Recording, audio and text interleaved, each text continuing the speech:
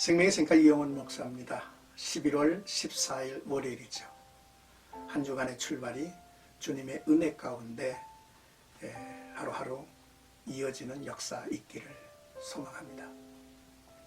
생가에서는 하박국서를 묵상하는데 오늘 두 번째 시간입니다. 1장 5절에서부터 11절까지 여호와의 첫 번째 응답이라는 주제이죠.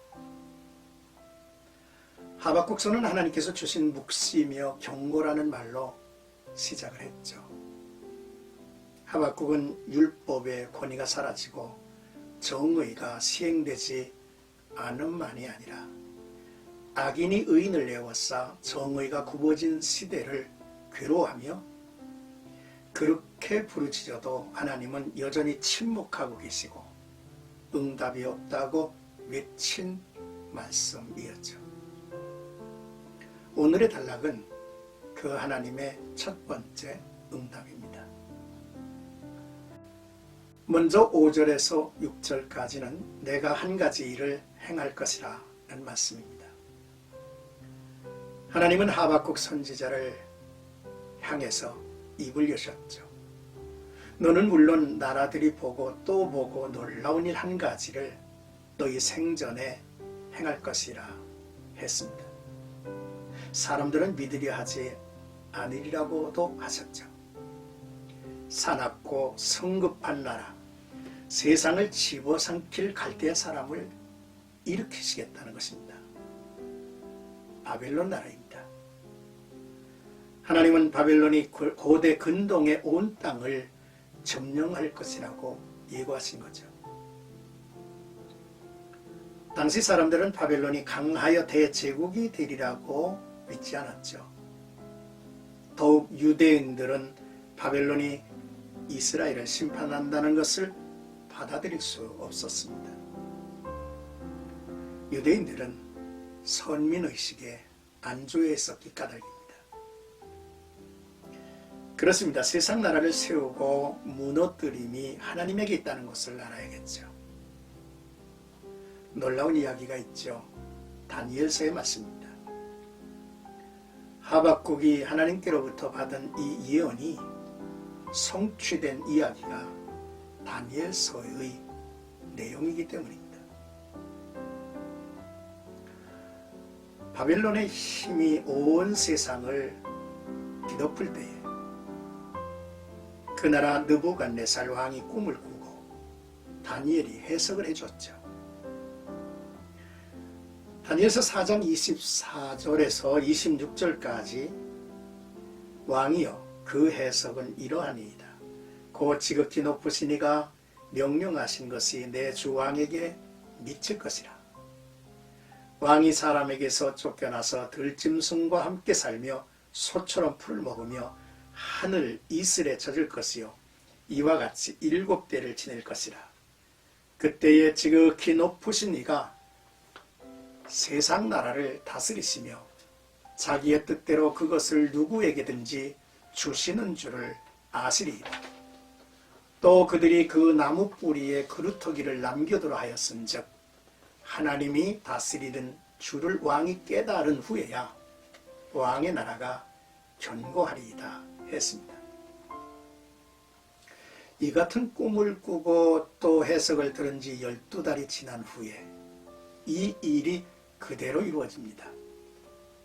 어느 날 왕이 왕궁 지붕에서 거닐며 이 큰 바벨론은 내가 능력과 권세로 건설하여 나의 도성으로 삼고 이것으로 내 위엄의 영광을 나타낸 것이 아니냐라고 말하자 그는 짐승의 마음을 가지게 되고 7년 동안 고생을 한 후 정해진 시기가 되자 저가 하늘을 우러러 보게 됩니다.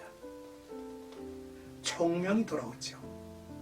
그리고 세상 나라를 다스리시는 이가 하나님임을 고백합니다. 다니엘서 4장 32절에 네가 사람에게서 쫓겨나서 들짐승과 함께 살면서 소처럼 풀을 먹을 것이요 이와 같이 7대를 지내서 지극히 높으신 이가 사람의 나라를 다스리시며 자기의 뜻대로 그것을 누구에게든지 주시는 줄을 알기까지 이르리라 하더라. 이 같은 말씀도 느부갓네살 왕이 들은 겁니다. 자기가 들은 하나님의 말씀을 고백하고 34절, 4장 34절과 35절에 그 결말을 고백하죠. 그 기한이 참에 나 느부갓네살이 하늘을 우러러 보았더니 내 총명이 다시 내게로 돌아온지라. 이에 내가 지극히 높으신 이에게 감사하며 영생하시는 이를 찬양하고 경배하였나니 그 권세는 영원한 권세요 그 나라는 대대 이르리로다 라고 했습니다. 그렇습니다. 하박국이 하나님께로부터 받은 응답이며 경고의 말씀이 이루어진 거죠. 세상 나라는 물론 유대를 향한 하나님의 심판의 도구가 하나님이 일으킬 바벨론이라는 것과 그들이 생각지도 못했던 끔찍하고 비참한 멸망이 그들의 생전에 닥치게 될 것이라고 한 것입니다. 하나님은 유다 백성에게 시선을 돌려 열국에서 일어나는 일을 주의 깊게 보라고 말씀하셨죠. 그것은 지금까지 유다 백성들이 주의 나라를 전혀 관심이 없이 여겼고요. 오로지 자기 문제만 붙들고 고민을 해온 까닭이기도 합니다. 선민 이스라엘은 그 크신 하나님을 보아야만 했습니다. 이제 7절에서 10절까지는 하나님의 심판의 도구 사납고 호전적인 갈대아 사람들의 이야기입니다. 갈대아 사람들의 성향과 그들의 군사력에 대해서 상세히 묘사하고 있죠.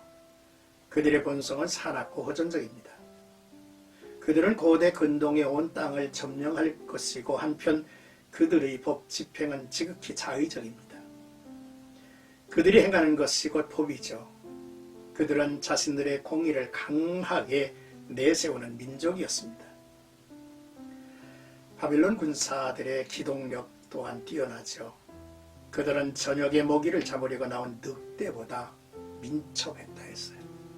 그들의 군마는 표범보다 빠르고 그들의 마병은 먹잇감을 정하고 날라드는 독수리 같다고 묘사하고 있습니다. 그들은 흙더미를 쌓아서 언덕을 만들고 모든 성체를 점령해 나갔으며 점령한 열방의 왕들을 멸시하고 귀족들을 비웃을 것이라 했죠. 하나님은 유다의 불의에 대해 방관을 하거나 침묵하고 계신 것이 아닙니다. 바벨론을 도구로 세워 공의를 나타낼 것임을 예언하신 말씀이죠. 이제 11절 자기 힘을 자기 신으로 삼는 자들이라는 내용입니다. 그들은 자기들의 힘을 자기들의 신으로 삼는 자들이라 이에 바람같이 급히 몰아 지나치게 행하여 범죄하리라 했죠. 하나님의 사랑과 세상 사람의 차이는 그들이 무엇을 믿고 있느냐로 구별됩니다. 바로 만유의 주 되신 하나님을 믿느냐 아니면 자기를 신으로 여기느냐입니다. 간혹 자연현상의 어떤 것의 두려움으로 사로잡혀 사는 나라도 있지만 세상 나라들이 섬기는 우상들은 스스로 만든 것들입니다.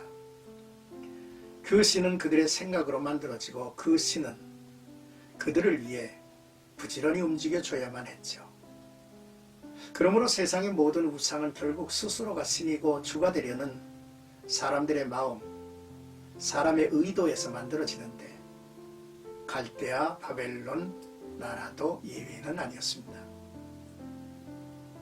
앞서 다니엘의 말씀을 우리가 보았지만 바벨론의 왕이 절대자였고 신이기도 했죠. 그렇기 때문에 끝에 가서는 하나님이 틀림없이 그들의 죄악도 심판하실 것이라고 암시한 것이죠. 사랑하는 생각가족 여러분, 세상 나라를 다스리는 이가 하나님이시죠. 구원받은 성도들은 세상 나라에서 구원을 받은 자라고 여기고 사는 거 아닙니까? 그렇다면 그 나라에 대한 성별된 모습을 보여야죠. 성도들의 마음과 자세가 어떠해야 함을 생각하며 살아야 할 것입니다. 또한 세상이 어떻게 돌아가고 있음을 주목해야죠. 그래야 하나님의 나라 교회가 자기의 정체성과 하나님의 뜻을 펼쳐 해낼 수 있을 것입니다. 역사를 의식하고 세상의 책임을 질 기독교가 되어야 합니다. 나라가 사라지고 거룩한 땅도 빼앗긴 이스라엘이 됐지 않았습니까?